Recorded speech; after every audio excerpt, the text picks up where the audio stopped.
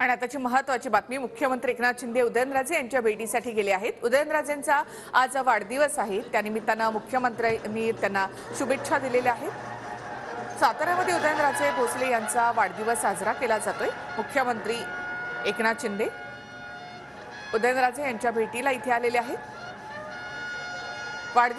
वाढदिवसाच्या शुभेच्छा त्यांनी उदयनराजे यांना दिल्या आहेत।